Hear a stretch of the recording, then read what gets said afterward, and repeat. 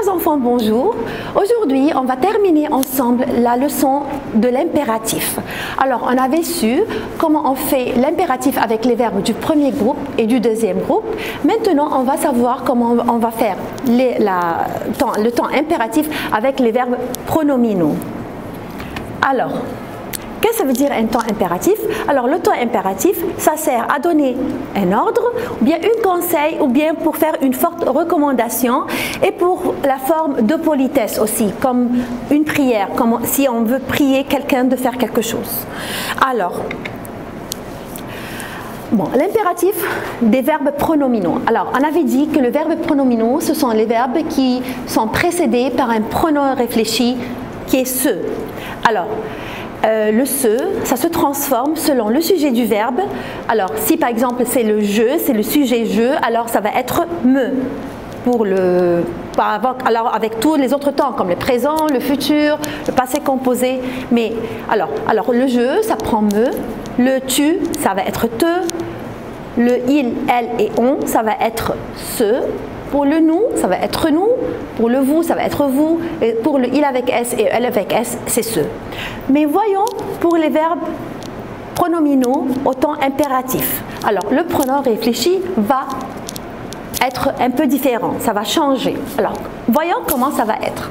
Alors, on avait dit aussi que pour le temps impératif, on utilise uniquement 3 sujets. Quels sont ces 3 sujets? Alors, c'est la deuxième personne du singulier qui est tu, la première personne du pluriel qui est nous et la deuxième personne du pluriel qui est vous. Alors, l'impératif d'un verbe pronominal est formé avec un pronom réfléchi, comme on avait dit. Alors, il faut faire attention à la place des pronoms à l'impératif des verbes pronominaux.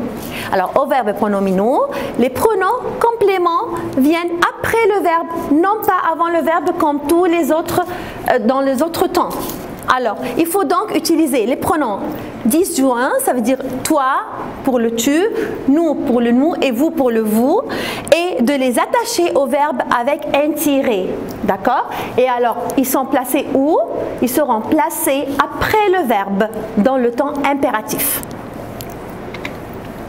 Alors, par exemple, pour le verbe se dépêcher. Si par exemple, on veut dire le verbe se dépêcher au présent, on va dire comment? On va dire je me dépêche, tu te dépêches, il, elle et on se dépêchent, nous nous dépêchons, vous vous dépêchez. Il avec S et elle avec S se dépêche. Mais voyons comment on va faire le verbe se dépêcher au temps impératif. Alors, on va dire dépêche-toi. Alors, toi ici, c'est le pronom réfléchi. Alors, ce n'est plus te, c'est toi. Pour le sujet tu. Alors, on dit dépêche-toi. Dépêchons-nous. Dépêchez-vous. Alors, qu'est-ce que vous avez constaté? On constate que pour le tu, on met le pronom réfléchi toi.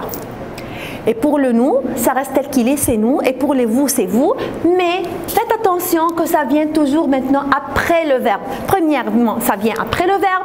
Et deuxièmement, qu'il ne faut pas oublier le trait d'union ici entre le verbe et le pronom réfléchi. Très, très important de faire attention à ça.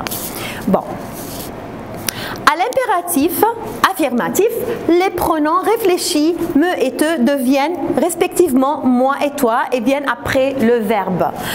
Bon, l'impératif des verbes pronominaux, qu'est-ce qu'on dit? On dit alors, pour le verbe se dépêcher, alors on dit, si on dit tu te dépêches pour le présent, alors pour l'impératif, ça va être dépêche-toi. Bon, pour le nous dépêchons au temps présent, on va dire dépêchons-nous. Vous vous dépêchez au présent, on va dire dépêchez-vous.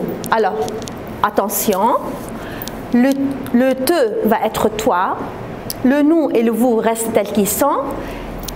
Dans les 3 sujets, on doit mettre le pronom réfléchi après le verbe et il est précédé par un trait d'union. Faites très attention à ça. Voilà, c'est une leçon trop facile et je sais bien que vous l'avez très bien pratiqué. Donc, à vous de faire les exercices dans votre livre, dans le dossier 1 à la page 25 et 26. Et merci et à la fois prochaine. Au revoir.